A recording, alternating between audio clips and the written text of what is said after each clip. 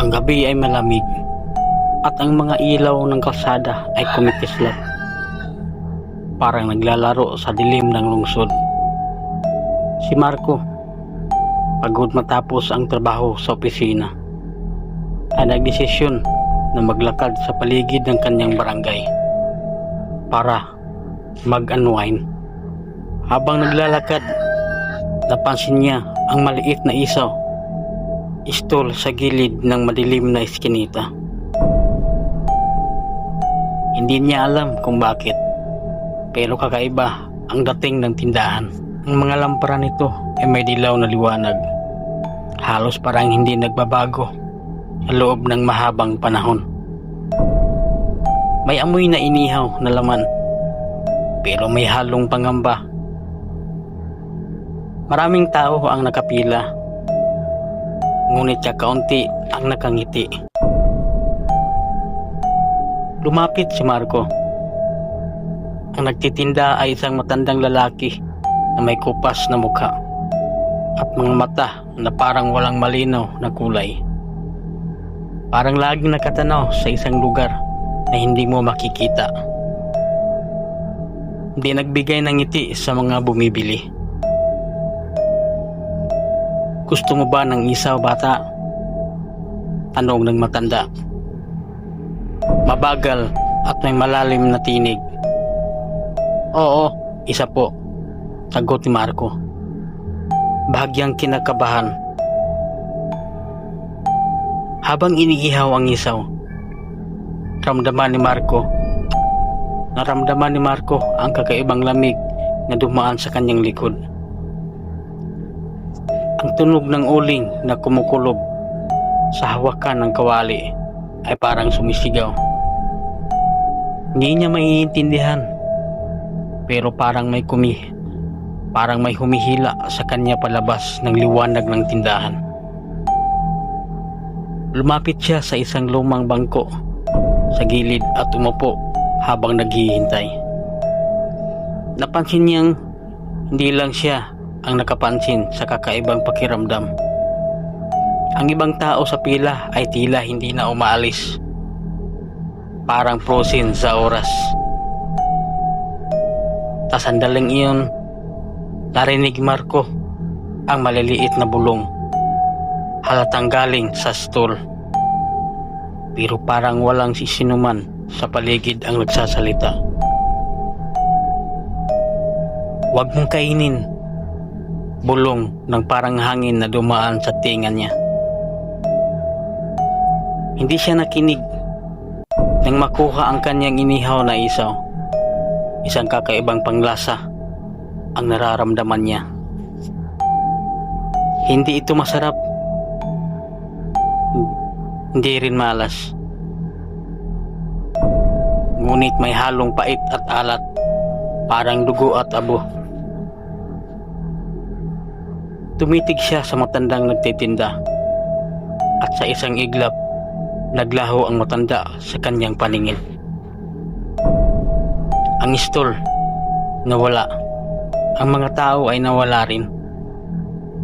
Lamig ang pumuno sa paligid, at si Marco ay natagpuan ang sarili na nag-iisa sa gitna ng iskinita na hindi niya alam kung saan. Pagbalik ni Marco sa kanyang bahay, hindi niya maiwasang balikan ang kakaibang pangyayari sa iskinita. Habang naglalakad, pakiramdam niya ay may sumunod sa kanya. Tuwing titingin siya sa likod, wala naman, ngunit may amoy pa rin ng inihaw na isaw. Kahit ilang kalye na ang nilakbay niya. Pagpasok sa bahay, nakita niyang bukas ang ilaw sa sala.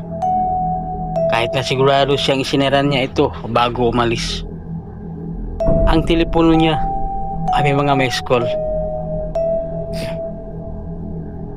ngunit wala siyang kilalang tumawag. Lahat ng numero ay hindi rehistrado. Ang mga boses sa voicemail ay mababa, parang bulong ng matanda sa isaw stall. Huwag mong kainin. Si Marco ay napahinto. Nilapitan niya ang salamin sa sala. At para bang may anino, umahantong sa kanya sa kabila ng bintana. Sa bawat pag-ikot niya, naririnig niya ang mga hakbang na hindi galing sa kanya. Parang may ibang tao sa loob ng bahay. Kinabukasan, sa trabaho, hindi niya maiwasan ang pakiramdam ng presensya. Ang computer niya ay nagbukas ng mga folder na hindi niya in-access nung nakaraang gabi. Ngunit hindi siya kumuha ng litrato. Wala siyang nakilala na naglalakad sa gilid ng kalsada na iyon. Sa gabi, bumalik siya sa eskinita. Dito niya nakita ang parehong stall. Ngunit mas lumalaki, mas madilim ang paligid. Ang matandang nagtitinda naroon muli. Ang matandang nagtitinda ay naroon muli. Ngunit ngayon ay nakasuot ng mahabang balabal na may itim na hood. Bata, hindi mo dapat inumin ang lahat ng ito, sabi ng matanda. Hawak ng isang maliit na lata ng uling at tubig. Si Marco ay nagdadalawang isip. Ngunit bago siya makagalaw, may malakas na hangin na dumaan at halos tinanggal siya sa kanyang posisyon. Ang paligid ay nagbago. Ang mga bahay sa kalsada ay parang lumabo. Pinalitan ng mga gusali na luma, basag. May mga anino na gumagalaw sa bintana. Sa gitna ng kalsada, nakita ni Marco ang isang babae. Nakasuot ang puting damit. Mukha ay nakatago sa buhok. Tumitingin sa kanya. Hindi niya alam kung bakit. Ngunit naramdaman niyang kilala niya ang babae. Ang babae ay biglang ngumiti. At sa isang iglap ay naglaho. Bumalik ang istol sa kanyang paningin. Ngunit ang matanda ay nagbago. Ang mga mata niya ay pulang-pula. At ang kanyang ngiti ay walang katapusan. Huwag mong kainin ang isaw o susundan ka nito, sabi ng matanda habang tumuturo sa dilim na kalsada. Lumipat ang kamera. Parang si Marco ay nakatingin sa sarili niya sa salamin ng stall. Ang sarili niya sa salamin ay hindi kumikilos, ngunit ang mga mata ay nakatingin sa kanya at ngumiti ng masama. Si Marco ay napahinto, nanginginig. Ngunit bago pa niya makuha ang telepono, lumitaw ang matanda sa kanyang harapan. Hindi ka makakatakas. Ang isaw ay sumunod sa iyo, sabi ng matanda.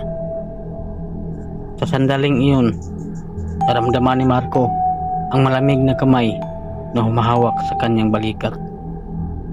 Tumalikod siya at wala na. Ngunit may amoy ng inihaw na isaw sa buong kwarto. Hindi makatulog si Marco sa buong magdamag. Bawat oras, naririnig niya ang maliliit na hakbang sa loob ng bahay. Ang mga boses ay nagiging mas malinaw. Marco, Marco, kunin mo, kunin mo. Pilit niyang pinilit baliwalain ang mga ito. Ngunit sa tuwing magpapikit siya, tila may malamig na kamay na humahaplos sa kanyang pisngi. Kakaramdam siya ng takot at gutom sa parehong oras. Isang kakaibang gutom na hindi pagkain ang kasagutan, kundi ang isang pangakong kababalaghan. Kinabukasan, Nagdesisyon siyang lumabas at huminga ng siriwang hangin. Ngunit sa bawat kwarto ng kalsada, naramdaman niya ang presensya ng matanda. Ang amoy ng inihaw na isaw ay kumakapit sa kanyang mga damit. Parang sumasabay sa kanya. Ang mga tao sa paligid ay hindi nagkaraniwan. Ang kanilang mga mukha ay blanko. Matay walang buhay, ngunit nakatingin sa kanya.